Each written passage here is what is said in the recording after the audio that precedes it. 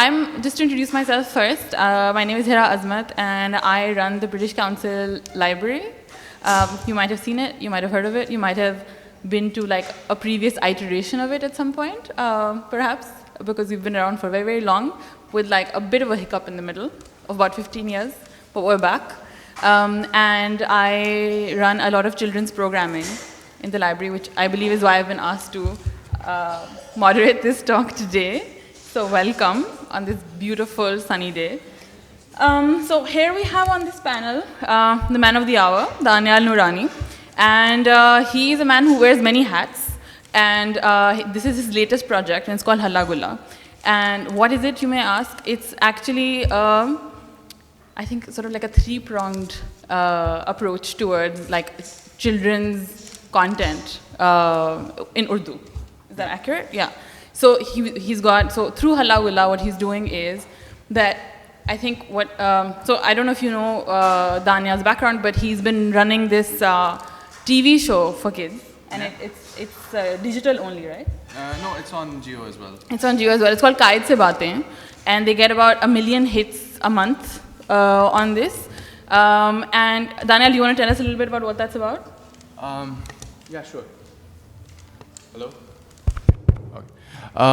So Kaid Se Baatein is a show that's designed to instill civic values within children. So when I created that animated show, it was designed to see that हमारी society में values जो हैं, we're not focusing on that. So having a show where a respected role model was talking to a kid, and also to encourage critical thinking abilities, because there's a lot of emphasis on learning for exams and rote learning. So we need to, in today's day and age, be able to digest information as opposed to have information. So that was the thought process behind it. Besides that, I also want to address the elephant in the room. I'm making an Urdu's children book series, and this talk will be mostly in English. I wanted to just mention that. Thank you for stealing my thunder. Sorry, I had to do that because the irony is like very glaring. The reason for that is when I speak in Urdu, especially when I have to speak in technical Urdu, it sounds like I'm having a stroke. So I don't want to subjugate you guys to that. I think if there's any language barriers, अगर किसी को उर्दू में मतलब अंग्रेज़ी नहीं समझ आती है तो मैं कोशिश कर सकता हूँ. वरना फिर अगर सब अंग्रेज़ी से comfortable है, तो I will prefer, because that is the problem we're looking to address, is that we're way more comfortable thinking in English than we are in Urdu. And so other than Danyal, so he's taken all those sort of years of experience of producing Kaid Se Baatein, and he's hopefully condensed that and perfected these books that we're gonna talk about today. And it's a set of 5 books, and they're basically books in Urdu, and they're designed, so as a librarian, let me just tell you this, we procure a lot of stock, obviously, for the library. And what I really struggle with is finding good children's books. So we've got stock in our library from like 0 to up, right? And that's actually, the first 3 years of a child's life are extremely integral to their development, to their relationship with books, to their relationship with language, to the way that they see the world, right? So these books are supposed to be a very, very important sort of lens through which to view the world. But what happens is that the best books that you'll find globally are in English, which are like children's illustrated books, and books for infants in particular, or books for very young children. And when you start reading, and I kept trying to pick up like Urdu books, like locally published stuff. And what I found was that when I saw books in English, they were sort of multi-sensory, they were, they were like textures, they were like interactive, they were like lift the flap books, there were so many ways of like, you could hand it to a kid and they could chew on it, and they're like board books, so it wouldn't even matter. And then when I tried to find like Urdu books that were similar, I found that they were very two-dimensional, they were flat, the colors were not as vibrant, the quality of the writing was frankly below par, even the paper quality was just sad, usually, okay? And so I'm very, very excited about these books, because I think that it just, like I wish that when my kid was like 6 months old or 7 months old, these books had been around, so I could introduce him to the world through Urdu as opposed to through English. And I think that's like really the fundamental problem that these books are attempting to solve. Is that? Exactly. Yeah. Exactly. Anyway, so I'm going to move on to the rest of the panel. So we've got a surprise guest today, Sayyida Zara Bukhari. And Zara, it turns out, writes books. Okay? So Zara's 9, but she's got 2 books to her name, which is what more than most of us in this room can say, I think. And there's one called The Adventures of Bukharia and Knowledge, Bukharia and Knowledge in Space, and the other one is called The Adventures of Bukharia and Knowledge in the Ocean. And before we started this talk, I asked her, I said, Zara, you wrote one of these when you were 5 years old and now you're 9. So do you feel like what you wrote at 5, you look at it and you're like, oof, I just want to throw it in the trash, in the bin, like I can write so much better now? And she said, no, I still like it. So Zara, do you want to tell us about your books and how you started writing? And why are you writing in English? I write in English because I don't understand Urdu that much. Daniel, that's where you come in. I feel your Okay, pain. that's fair. And do you like writing books? Do you have plans to write more? Yes. Okay. And okay, so we're gonna talk some more to these two, but I'm gonna move to Mariam.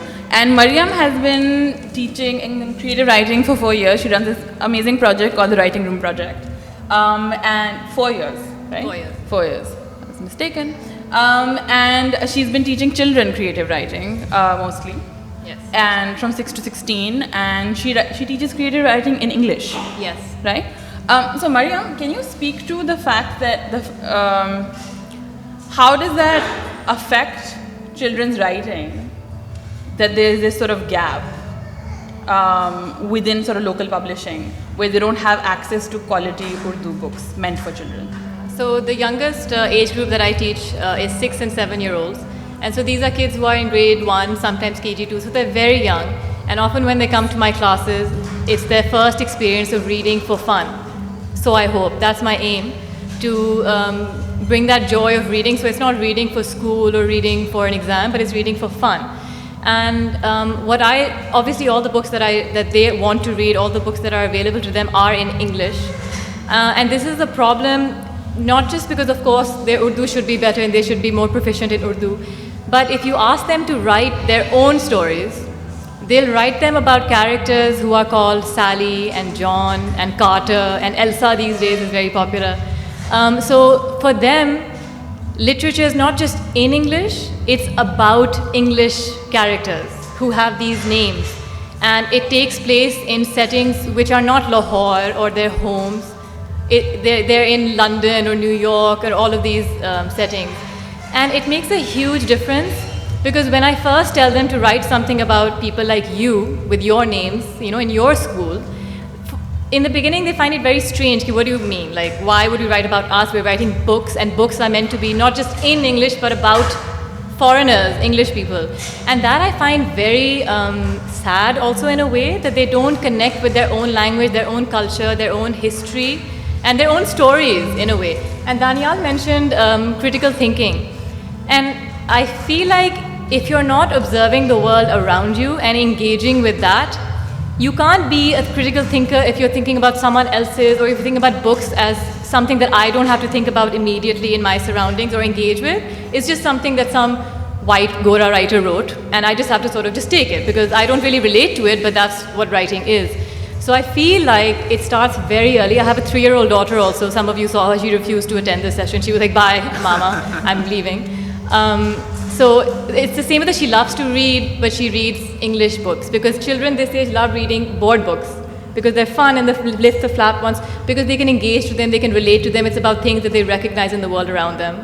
And I feel like Urdu books for this age group is missing that. And I, for one, I can't wait to buy these books for Amina, my daughter. She would love them. She would.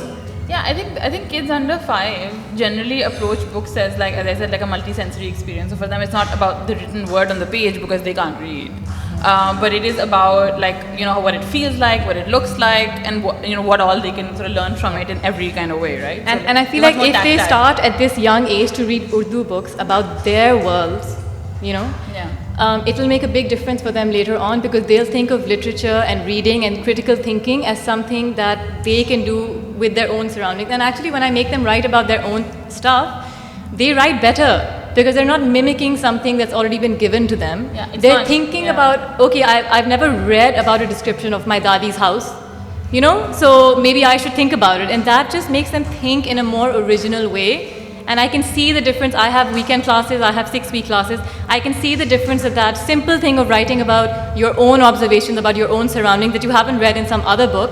I can see what difference that makes in the quality of the writing and how much better it gets.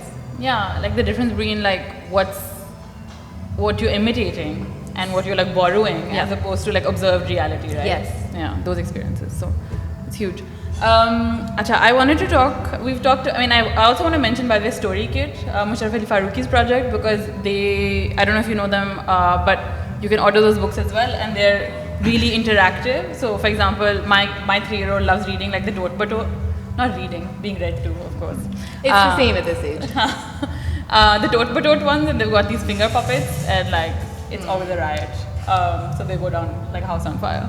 Acha, so I want to talk a little bit about Urdu publishing for children. So Daniel, like, what are your thoughts about it, and like what have you seen, and what do you like, what do you not like, what have you felt about it? As everyone's kind of confirmed, there is nothing like this, unfortunately, at this stage. You know, there's no early childhood reading material that's appropriate with regards to the type of paper you use. It should be, you know, age appropriate.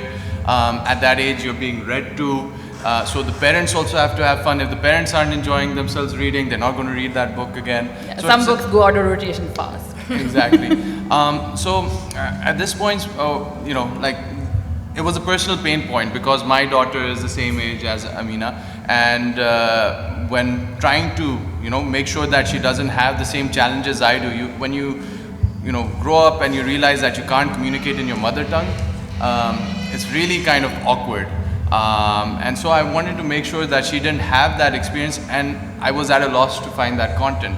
So the first step we've taken is, like, because I had experience in creating animations, I was like, we have the resources to work on this, and the team was very energized, and my team members are here. They're sitting behind the artist. Vajia is walking. You guys can all give a round of applause for her. She's one. And then we'll be sharing some of the animations that Amat over there has done. Amat, stand up, please.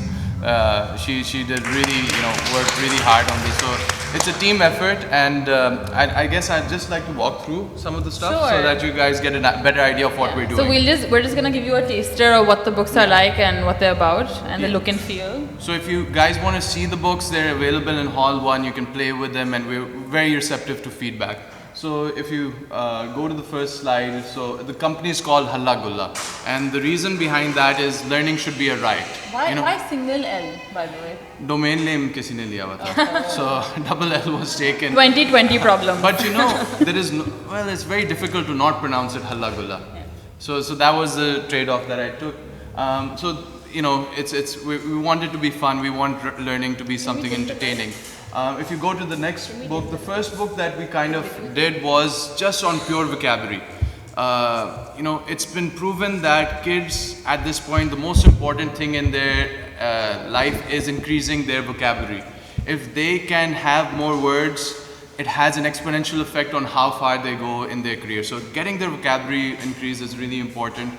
And so the first book we did from an education point of view is just having words that describe their immediate world. So this is a kind of more on the functional side. The next book that we have is a really fun book. It's called Gaon Ke Rang, and it's kind of one of those interactive books where you can kind of move it around. The hand pump will go. You turn it around in a circle. Chakki peesne lag jati hai. So it's really fun for both the kids and the parents. So that's describing a sort of a village scene. The next book is a sensory book. It's about materials. It's teaching them this is what soft materials are supposed to feel like. So this is not my goat, इसके बाल जो है बहुत मुलायम है. And then अंदर जाके ये मेरी बकरी नहीं है, इसके सींग बहुत सख्त हैं. तो ये this is to basically explain sensory vocabulary to them. Then the next book is this is a book on, it's a flip-flop book. You kind of pop up the flap and you see a part of the child's anatomy. So like baby ke aankheं kahan hai, then you pull up the hat and topi ke piche, and in the other sections baby ka muँh kahan hai, pyale ke piche. So over here you're actually teaching them anatomy through a fun way. Whenever they open the flap, they see another part of the anatomy. So the whole idea is to make learning fun and engaging, and from an academics point of view, to give them the boost that they need. Then और क्या है? ये हमने abacus बनवाई है वहाँ पे जो मैंने awkwardly रख दिया है. That's basically toys. You need toys as well. Kids, anything they can interact with. You can't just keep it to books. You have to have toys. You have to have animations. Whatever they're doing. So that is the books, I think. और है या ये खाता? Which is the okay, so this is the compilation. There's one book that's missing from here, which is on shapes, and you can see that at the stall. Hira, if you don't mind me, I'd like to ask them a question. I'm sorry, going on a little bit of a rant, but how many people over here know ABC, the alphabets? Can you raise your hands? Okay. How many? Keep them up there, please. How many people know their Alif Be Pe completely? I will ask you. I will ask you, and I will put you on the spot. Yeah. Huh? I will ask you. I think she might know. She has kids. Who's sir, you? Ha.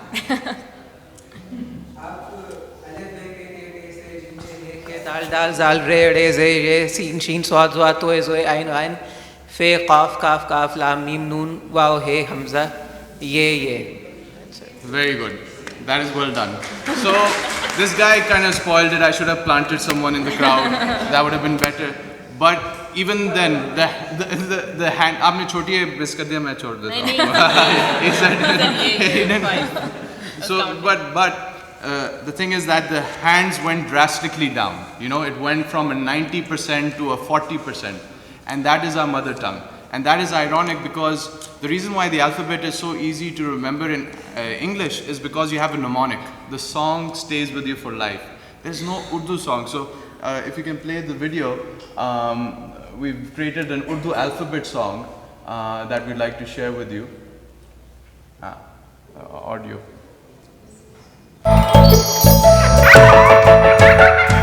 Alif be pe te te se jim che he he dal dal zal re re ze je sin shin swad zwat toy zoy ein gain pe kaf kaf daf lam mim mum wa he hamza choti ye badi ye huruf tahajji urdu ke.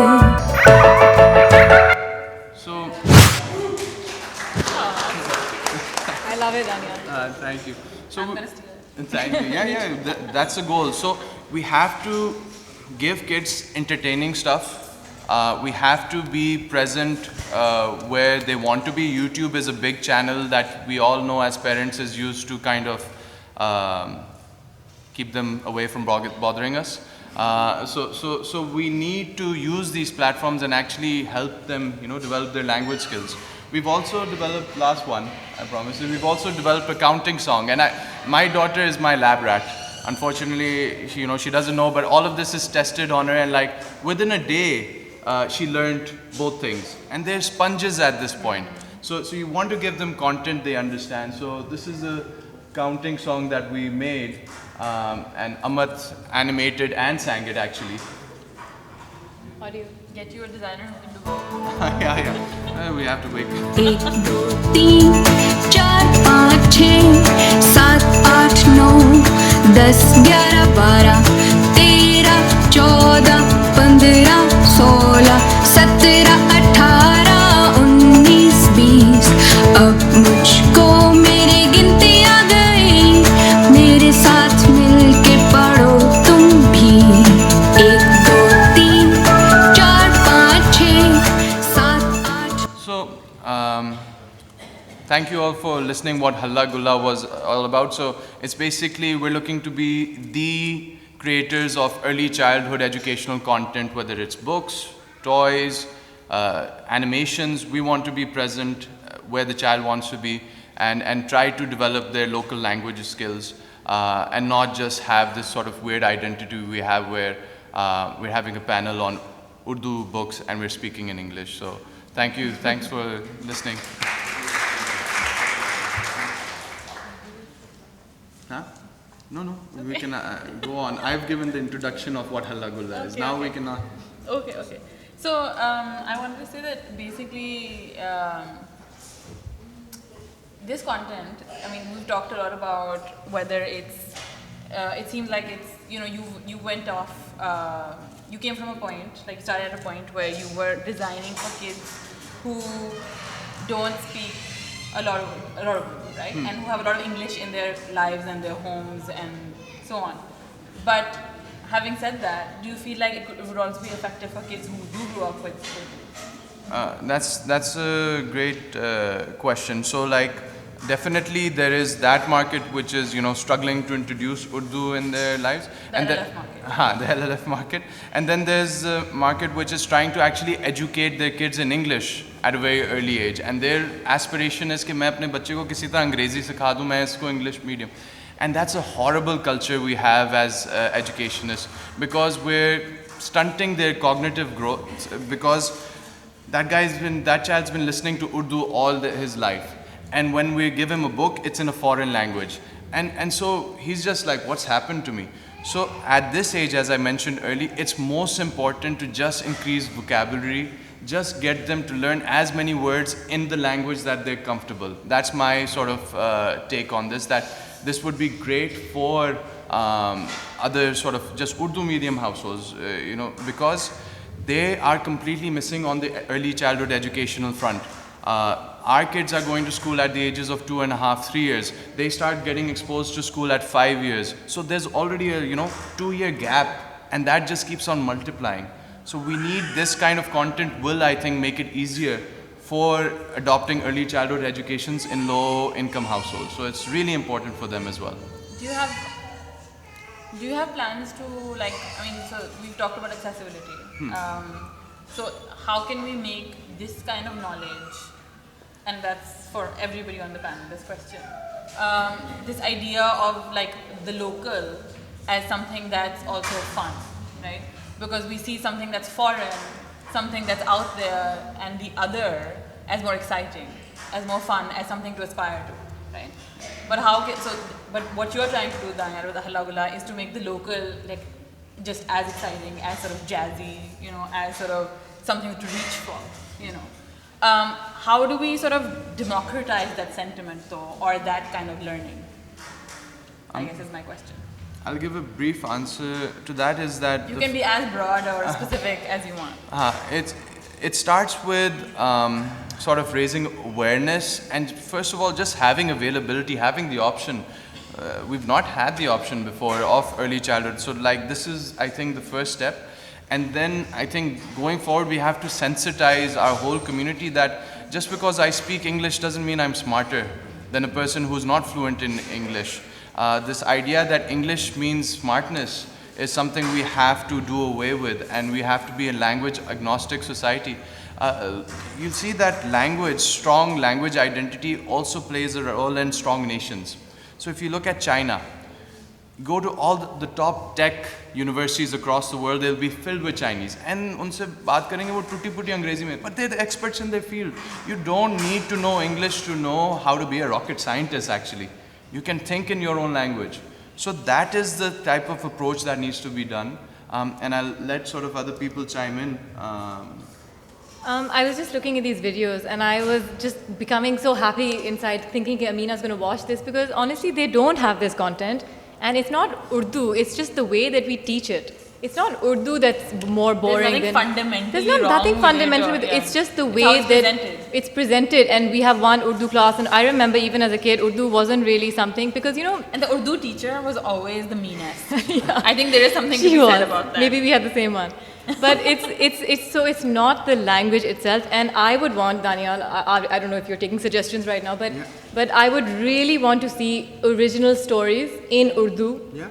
That the kids can relate to, and in Urdu that is easy, that it doesn't seem like, because jab maine Urdu padhi thi in school, it was always seeming a bit, it wasn't the words that I use in my everyday interactions with everyone. It was difficult words, and I thought, nee, this is not, I couldn't relate to it because it wasn't the words that I was using, the language that I was using. So I'm sure your illustrators are amazing. I just want to say that. If we have storylines in Urdu, even for the students that I teach, grades 6 and 7, ages 6 and 7, if we have Urdu storylines about them told in Urdu, in easy to read Urdu language, they would love it. They would love it. They wouldn't think Urdu is boring. Yeah, so I'm going to throw that back to you. You need to write something and we'll work on it together. Okay. So like we need more people in I've this already field. thought of ideas by this sitting right here. Done. We're making this happen. So, yeah. So we want this to be a platform. We don't want this to be something that we're possessive about. Collaboration is something very important. So part of this is an open call to anyone who's here who feels like they can write in Urdu and write for kids. Send us ideas. Send us what you want, and we have a team that can possibly help make that a reality. So definitely, we need more stories. We need it to make it fun. मुझे अभी भी मतलब कभी भी पूछो कि किताब कौन सी पढ़नी चाहिए गालिब और फैज़, you know, this type of stuff pops up. That's and poetry. Yeah, it does, and it's like, you know, you don't have the equivalent of Harry Potter. Okay, I disagree a little bit. I think Inspector Jamshed का नाम कोई बता देगा मुझे? नहीं, yeah, Talisman Hoshruba is what I was gonna say. Like Umrua Yaar. Yes, Okay, that's so what I want to say is I think that we have a very, very strong Urdu oral storytelling tradition, right? Like we've all grown up on these stories, I hope. You know, like these folk tales and these sort of like, you know, classics. And the great thing about oral storytelling is that it depends on the storyteller, right? There's so much improvisation, there's the element of performance to it, and it is very gripping. So I don't think the gap is there. Like I don't think there's any shortage of stories to tell from our culture and our language. Okay, the issue isn't the lack of stories. The issue is who's telling them in print and how are they telling them in print. Yeah, and how are they making it accessible for children? Like, even Amir Hamza, I wish Musharraf Ali Farooqi was there because he translated them. Right. It's like a giant book. Obviously, that's not for children, but imagine if someone illustrated these books about stories from the Amir Hamza into easy Urdu for children with amazing illustrations. How amazing would that be? So it's my earlier point. It's not about the language or the lack of literature in the language. It's how to make it fun, accessible, and easy to read for children. Yeah, and I also think that it's not just classics that we need to, you know, sort of bring to print in sort of fun, accessible ways. I also think, I agree with Daniel that like I do think that we need original contemporary content that's of our times, that's by people that we can, you know, recognize or relate to. And that doesn't just mean, you know, Angrezi bolne wale, patloon pehne wale bacche. It also means, you know, just like of our times. It doesn't mean like of a particular class necessarily, but just, you know, set in spaces that we understand, set in like contexts that are local. Yes, that's what anyway. So, who's up for that? Zara, how did you get into sort of writing at this age?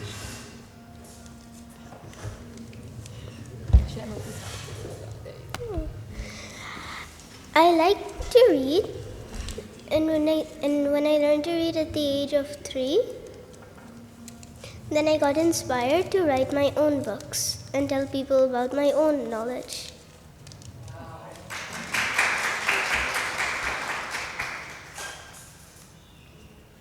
And then can you tell us the story of like how you published your books? Like how did they make it from your imagination to like paper and getting printed? Who made it happen?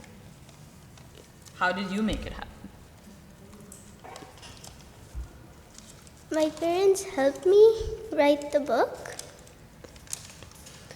onto paper, and then they Printed it. And your parents helped too?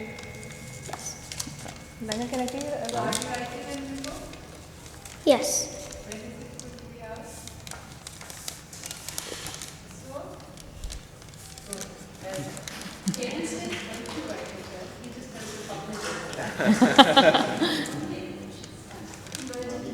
And these illustrations also by Zara herself, so she's drawn it as well, which is amazing. Yeah.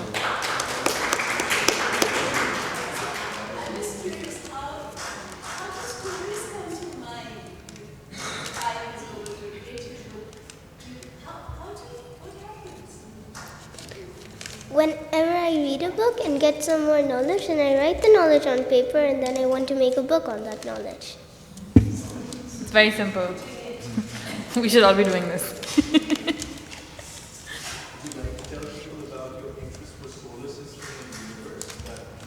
Yeah, because they're set in space, right? So like, why space? What's wrong with the Earth?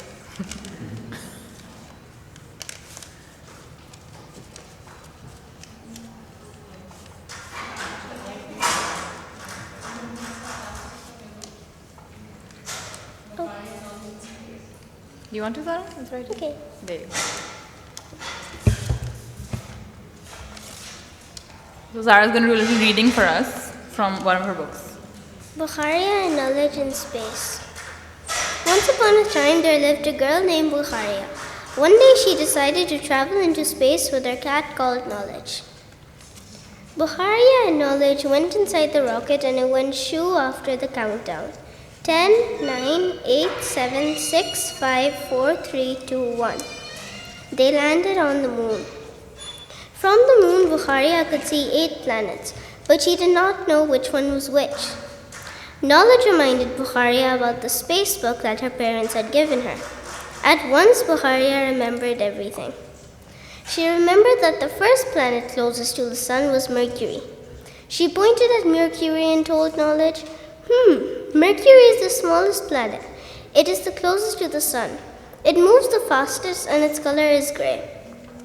Knowledge asked Bukharia, do you remember the book said that Venus is the second planet from the sun? It is the hottest and its color is orange. Bukharia nodded. Bukharia turned around and saw the third planet from the sun. She exclaimed, that is the Earth, the planet we live on. 70% of Earth is water. Knowledge looked at the fourth planet from the sun and said, and that is Mars. It has 2 moons and it is red because it is made of dusty red soil. Bukharia spotted the 5th planet from the sun and said, this must be Jupiter. It is the king of all planets because it is the fastest spinner. It has 67 moons. Knowledge spotted the 6th planet from the sun. She meowed and said, this must be Saturn. It is the second biggest planet and it has a ring which is made of dust and rocks.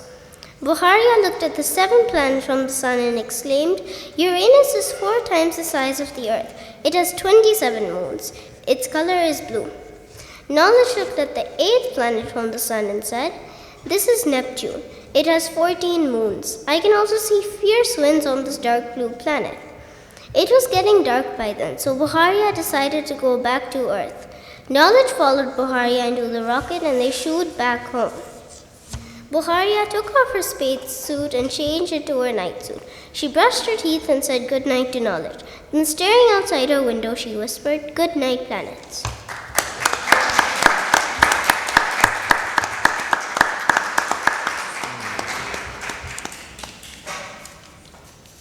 Thank you. Okay, so I think we're going to open this up to questions. If the audience has any questions, we're happy to take them. No, you go ahead. Okay, so the point that you've made about language, I think, is important. It's not just about Urdu, it's also a matter, we've also screwed up our English as well. I happen to teach at one of the better places. I'm actually a faculty member at NUST, which is one of the top universities in Pakistan. One big problem that I have is students coming into a classroom, and if I try to explain the concept in English, they can't get it because it's not their language. And if I try to explain the same concept in Urdu, they don't know that either because they don't know the Urdu words either. So apart from a few who know at least one language well, this is just a general problem. Yeah. I don't know. By the way, both my daughter and I are a fan of Kayat Se Baatein. Thank you. So well done on that. Very kind.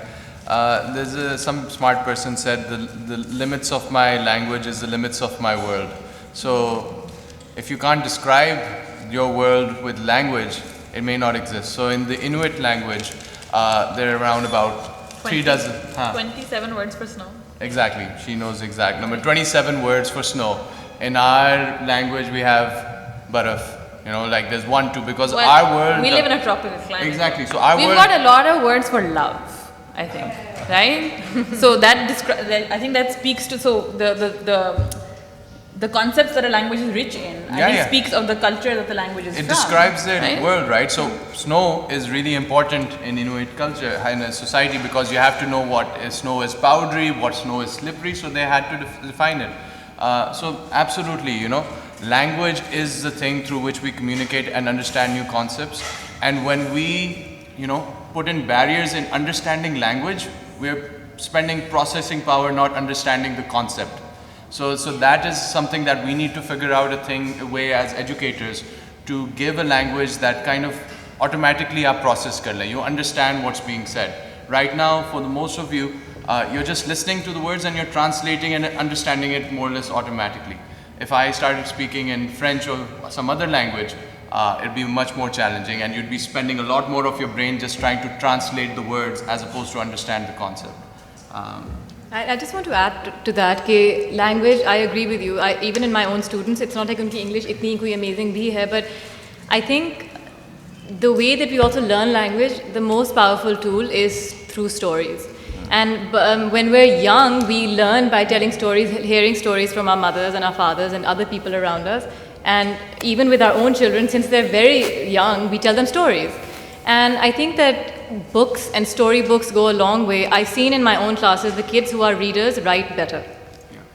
So I think that'll go a long way also. Yeah, I think more than so I agree with Mariam, but I would just build on that a little bit, and I think that stories are not just transmitted through print, but stories start orally first, right?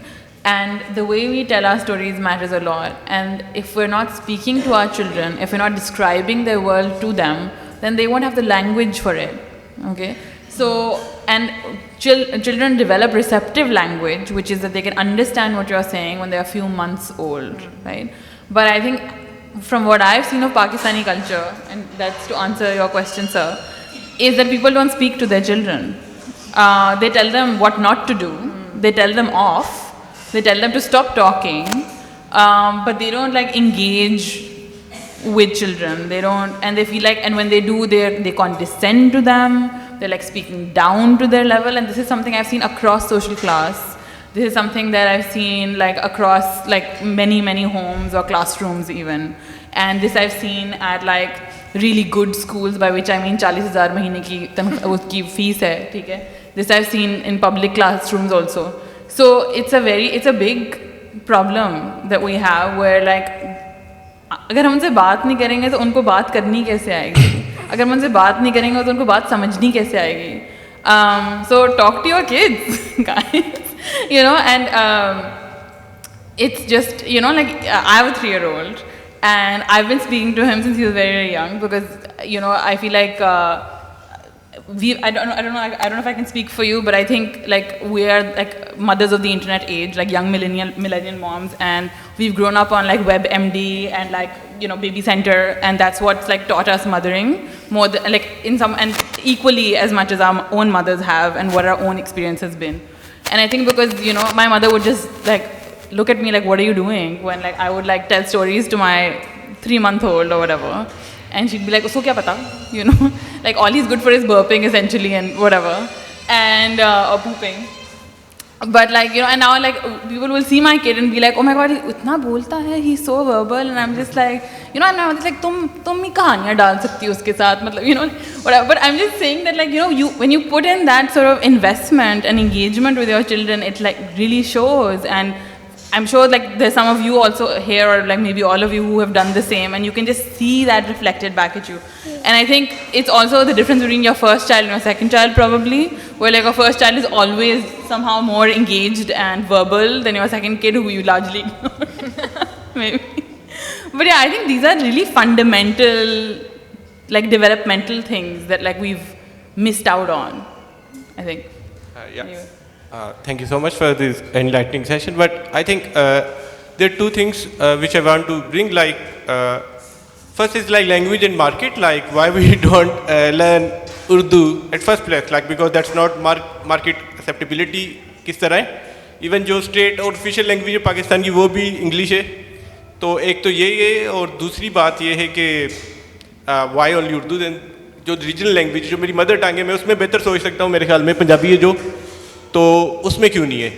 और दूसरा जो आप दोनों का जो मरियम और Daniel का और जो आपका नाम क्या है? सॉरी मैं भूल रहा हूँ. Zara. मगर ये इसका केस टोटली रिवर्स वो मेरे लिए, क्योंकि इस बच्ची ने लिखना ही इंग्लिश में शुरू किया. तो मैं ये जानना चाहता हूँ कि इस बच्ची ने सोचना किस लैंग्वेज में शुरू किया था, क्योंकि ये मेरे लिए एक बहुत इंटरेस्टिंग है. क्योंकि मैं भी टीचर की तरह काम करता हूँ. तो बच्चे अपनी मदर टंग में सोचते हैं, नेशनल लैंग्वेज में सोचते हैं, या एक फॉरेन लैंग्वेज में सोचते हैं. Hello. I don't know if it's fair to I don't know if it's fair to describe English as necessarily a foreign language for some of us at least, because I think that, okay, so I'm married to a man who doesn't speak Urdu, and Same here. he was born and raised in Lahore, okay. But I think we managed to create, and I think if somebody had told me that I would marry a man who doesn't speak his own language, I would have laughed and I would have felt like a little insulted by it, because I think it's the most basic thing. Like, how can you not, you know, like, आप यहाँ रहते हैं तो आप उसमें बात समझते हैं वो, लेकिन बोलते नहीं.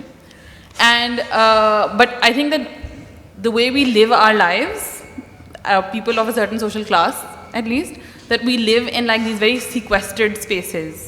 And it is very possible to move through this entire life in this world without having to really use the local language. Yeah.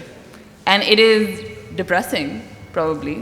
And it is, you know, but I think that, like, to my husband, like, he would describe English as his mother tongue, and he would describe that as his native language, and he would describe himself as a native speaker in English.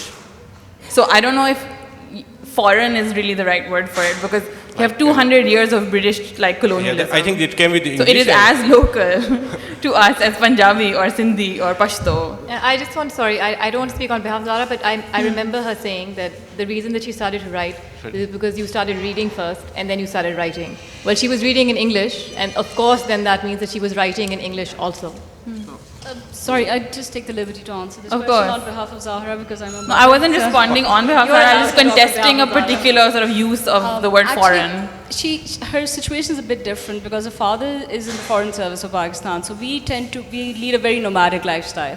So we move from one country to another basically every 2 years. So she was born actually in Lahore, but she moved to France, Vichy, which is like quite away from Paris. So it's not like Paris. So she was just 2 months old when she moved over there. And she was about 3 years old when she memorized a book on ocean creatures. And then she started reading and phonating because I homeschooled her. So she hasn't even been going to a mainstream school. It's only, and last year we were in Iran, it's only this year that she's actually joined a school in Lahore. So her situation is a bit different, although I feel embarrassed and ashamed that her mother tongue is Urdu. I don't think you should. Yeah, I don't think that. It's just that it was very difficult for her to communicate in the different societies But you that she know moved what? in. Our children have grown up here and gone to schools here, and they all Speak their, English, yes. their language of literature is English. Yes, and it doesn't really help, like you said, that we've been a British colony. So for It's part of our history. You know, Exactly. we can't No, just say कि नहीं है, because yeah. it is part of our history. It's no longer something that's just like, you know, kal aayi hai koi cheez. You know, it's something that's been around for hundreds of years now, and it's been cultivated. And this is, and I think Daniel was talking about, you know, we talk about democratization of this kind of knowledge and accessibility of like good educational resources in Urdu, right? Like high quality from an objective standpoint, high quality Urdu content for young children. And he talked about, you know, कि awareness होनी चाहिए कि, you know, Urdu भी एक worthy चीज़ है सीखने के लिए. But I think more than that, I think, like, how do we do that in a society where English is privileged in every kind of space, from like professional opportunities to like, you know, sort of any kind of recognition or like achievement or whatever, like it's all tied to English. Like aapki agar like if you're not like deemed as worthy if you don't speak in English, then how can we convince people who are middle class or low income or whatever to then privilege Urdu in their homes or in their lives, or have it as something that they should aspire to? Like they don't. Like we're only speaking from a position of extreme privilege, where we say ke to aani chahiye na. So, just a brief thing. Learning as many languages is great.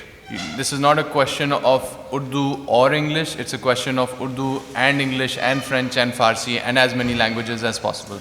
The question is, when do we, as educators, what do we start with?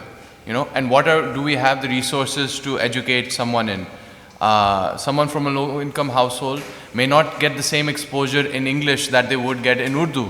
And we as a society have to remove what Saber was saying, this ROI associated with English. कि यार बच्चे को अंग्रेजी सिखा दी तो वो कामयाब होगा. It's a prerequisite because people like myself are and my friends are the people who are employing people, and we are not comfortable. It's our own discomfort in thinking in English that we want more people who can communicate with us. So we as a society have to make that shift, and we have to remove this ROI with Urdu or English rather.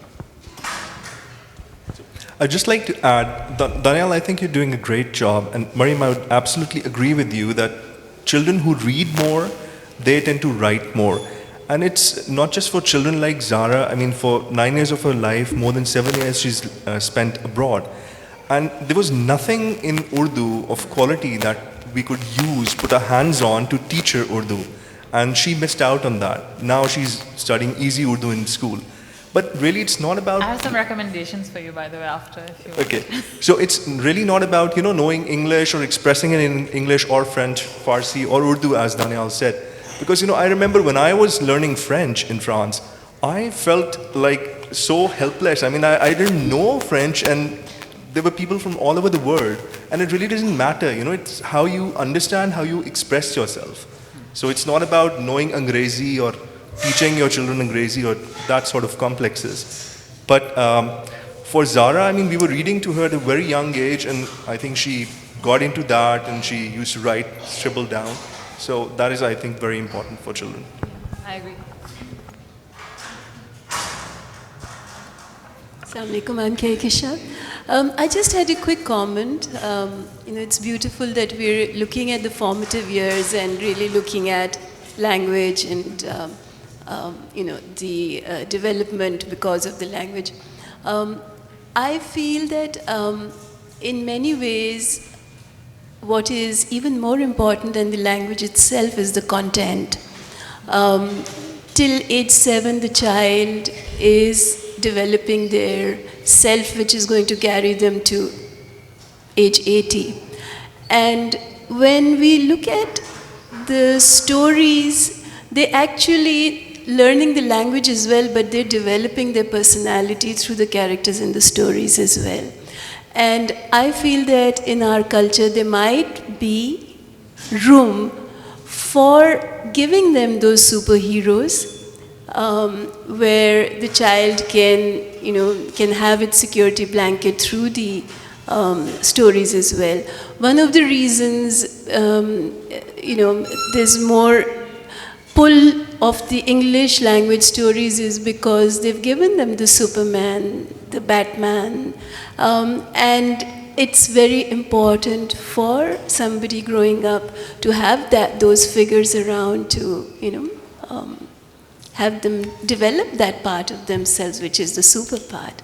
I think, yes, language is important, but the content itself is. We're still talking about Dadi Amma ne ye kaha aur unhone ye kiya. So stories, yes, important to teach values as well, but what about the emotional and psychological development of the child? Yeah.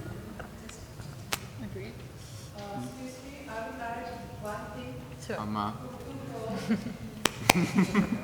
Urdu को इतना मुश्किल बनाया है कि जो बच्चे एक किस्म में पढ़े हैं उनके साथ सारी जिंदगी उर्दू में बोला है वो भी अंग्रेजी में बोल रहे हैं. दैट जस्ट शोज कि हमने उर्दू को इतना मुश्किल बना दिया है कि सब भागते हैं. So I am very happy is making this fun books because the children will be attracted and they will enjoy it. Thank you Dania. Agreed. हाँ खुश है. Okay, last question, I'm afraid, because we're out of time. Or you can ask them simultaneously. So one person can go on the other and we can answer.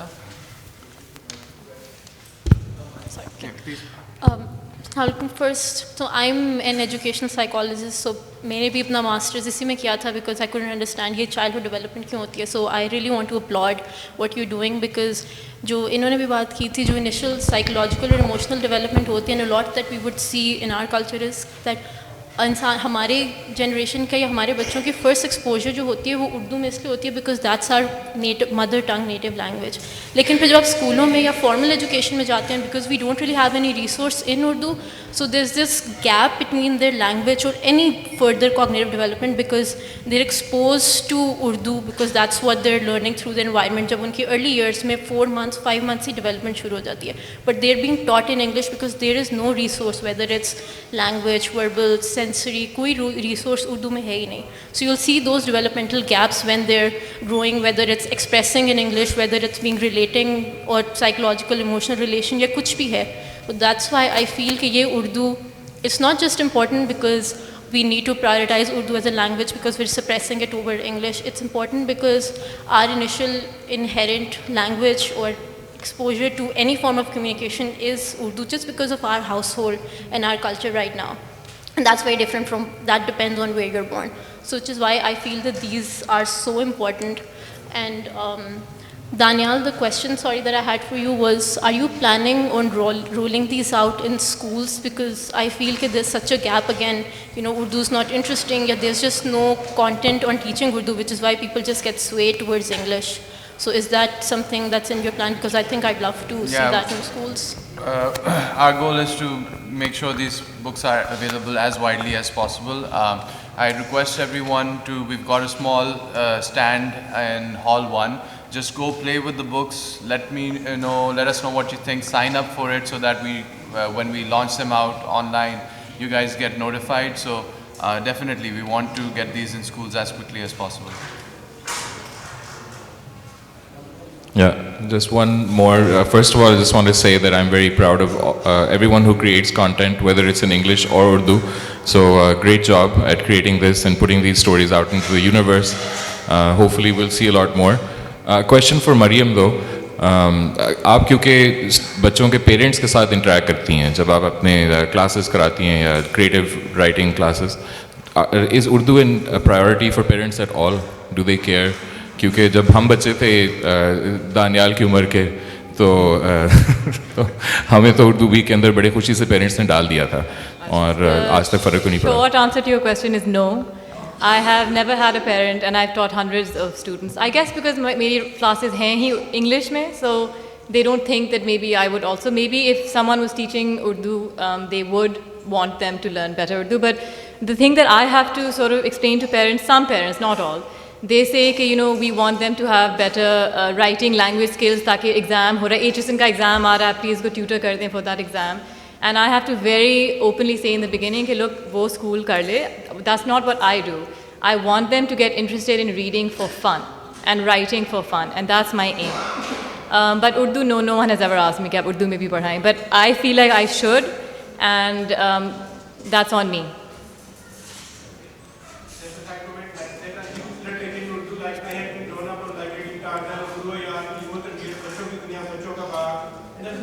तालीम और तरबियत बहुत प्रीची और annoying था वैसे. I grew up on it also. Lessons ही ख़त्म नहीं हो रहे. Where is the fun? बच्चों की दुनिया वाज बेटर.